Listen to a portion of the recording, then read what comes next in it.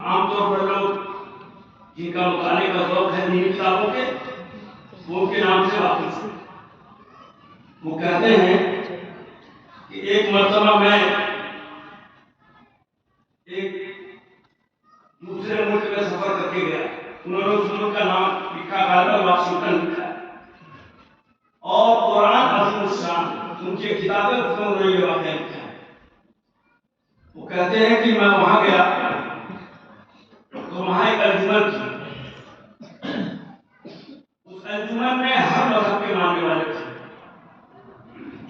اور اس کا مقصد یہ تھا کہ مختلف مذاہب کے لوگ ایک دوسرے کے قریب آئیں۔ اس میں عیسائی بھی، یہودی بھی، سکھ بھی، ہندو بھی، پارسی بھی، اور ایک کرسی جو تھی مسلمانوں کے لیے بھی تھی، لیکن مسلمانوں کا کوئی نمائندہ وہاں موجود نہیں تھا۔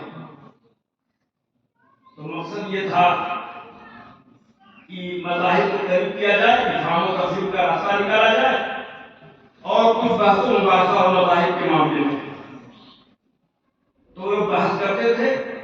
مقصد تو تھا ایک دوسرے کو قریب لانے کا، لیکن نظرہ اس پر گرتا تھا جس کا کوئی نمائندہ وہاں موجود نہیں تھا، یعنی اسلام اور مسلمانوں کا۔ تو کہتے ہیں کہ جب میں وہاں گیا تو مجھے کئی مہینے وہاں ٹھہرنا تھا۔ لوگوں نے مجھ سے کہا کہ آپ ہماری نمائندگی کر دیجیے۔ انہوں نے کہا میں نے پہلے معذرت کی، لیکن لوگوں نے اصرار کیا تو میں تیار ہو گیا۔ لوگوں نے کہا آپ انگریزی بھی جانتے ہیں، عربی بھی جانتے ہیں، اور اچھی طریقے سے اسلام کا تعلق کر سکتے ہیں، اس لیے آپ چلے جائیے۔ یعنی کہ میں جانے لگا۔ مہینے کا پروگرام ہوا تھا۔ تو ایک مرتبہ اس کا جو صدر تھا اس نے کہا کہ اگلے مہینے کا پروگرام ہوگا، ذرا اس پہ گفتگو ہو جائے، کیونکہ اگلے پروگرام کا جو عنوان ہوتا تھا پہلے طے ہو جاتا تھا۔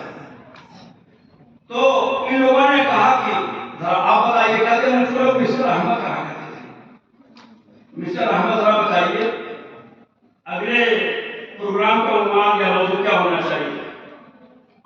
تو یہ کہتے ہیں میں نے کہا کہ میرے خیال میں یہ پروگرام ہونا چاہیے کہ جس کی جو مذہبی کتاب ہے اس میں سے کچھ حصہ پڑھے اور اس کی اپنے انداز میں اس کے مذہب کے حساب سے اور تشریح کرے۔ سب لوگوں نے اس کو پسند کیا، ٹھیک ہے آپ قرآن سے تشریح کیجیے گا، قرآن کو کچھ پڑھیے گا، یہودی تورات سے پڑھیں گے، عیسائی انجیل سے پڑھیں گے، ایسی جن کی جو کتاب ہے اسے پڑھیں گے اور تشریح کریں گے۔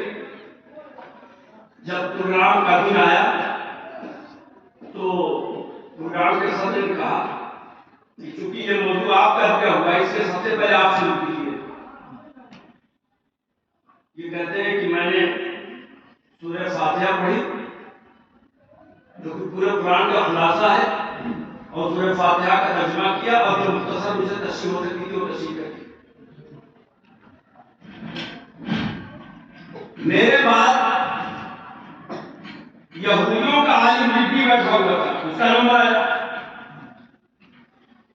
اس نے تورات میں سے کچھ حصہ پڑھا،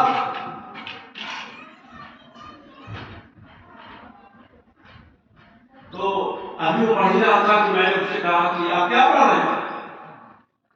کہنے لگے تورات۔ مجھ کو اشکال ہے، طے یہ ہوا تھا کہ جس کی جو مذہبی کتاب ہے اس میں سے اس کو پڑھنا ہے، اور آپ اس کے خلاف کر رہے ہیں۔ کہنے لگے کہاں اس کے خلاف کر رہے ہیں؟ سب لوگوں نے کہا کہاں اس کے خلاف کر رہے ہیں، یہ تو یہودی ہے، تورات ان کی مذہبی کتاب ہے، تورات کیسے پڑھ رہے ہیں؟ یہ کہتے میں نے کہا کسی زبان میں کون پڑھ رہے ہیں تورات کو؟ یہودی عالم نے جواب دیا انگریزی زبان میں۔ کہتے میں نے کہا کہ کیا حضرت موسیٰ علیہ السلام پر تورات انگریزی زبان میں نازل ہوئی تھی؟ اب تو سناٹا چھا گیا، سب کی بولتی بند، کسی کے پاس کوئی جواب نہیں۔ وہ بھی کہتا نہیں، تورات تو عبرانی زبان میں نازل ہوئی، کیا تھے موسیٰ علیہ السلام کا؟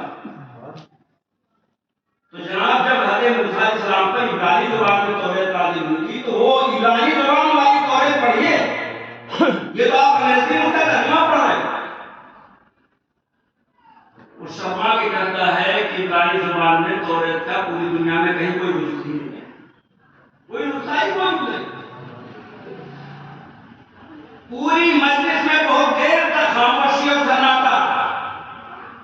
تھوڑی دیر کے بعد عیسائی پادری میرے پاس آیا اٹھ کے، وہ کہتا ہے مسٹر احمد سچی بات تو یہ ہے کہ قرآن مجید کے سوا کوئی مذہبی کتاب اصلی زبان میں موجود اور محفوظ نہیں۔ کہا مجھے اتنی خوشی ہوئی کہ سب مذہب کے نمائندے بڑے بڑے لوگ موجود تھے اور وہ اسلام کی حقانیت کا اور قرآن کے محفوظ ہونے کا اعتراف کر رہے تھے۔ بزرگوں اور دوستوں، قرآن محفوظ ہے تو کیسے محفوظ ہوتا ہے؟ ہم کسی چیز کی حفاظت کرتے ہیں تو کیسے کرتے ہیں؟ ہم کو کسی چیز کی حفاظت کرنی ہوتی ہے تو جناب اس کو تجوری میں بند کرتے ہیں، الماری مضبوط چادر والی لوہے والی الماری میں رکھتے ہیں، اور جناب اس کو کسی کمرے میں موٹی موٹی دیواروں والے کمرے میں رکھتے ہیں اور اوپر تالا لٹکاتے ہیں، پہرا بیٹھا دیتے ہیں۔ ہم اس طرح حفاظت کرتے ہیں۔ تو کیا ہم میں سے آپ نے میں سے کسی نے ہم میں سے کسی نے بھی سنا کہ کوئی موٹی موٹی دیواروں والا کمرہ ہے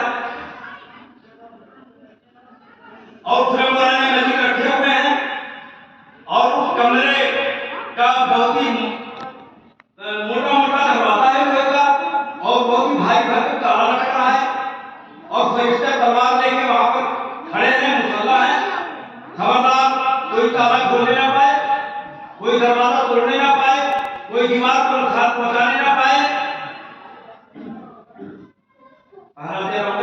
قرآن کی حفاظت نہیں، قرآن کی حفاظت ہو رہی ہے مگر جو ہم ذریعہ اختیار کرتے ہیں حفاظت کا وہ پایا نہیں جا رہا ہے اس میں کہیں بھی، تو کیسے حفاظت ہو رہی ہے؟ قرآن کی حفاظت تو ایسے ہو رہی ہے جناب کہ قرآن کے الفاظ بھی محفوظ، قرآن کا انداز کتابت جس کو رسم خط عثمانی کہتے ہیں وہ بھی محفوظ، قرآن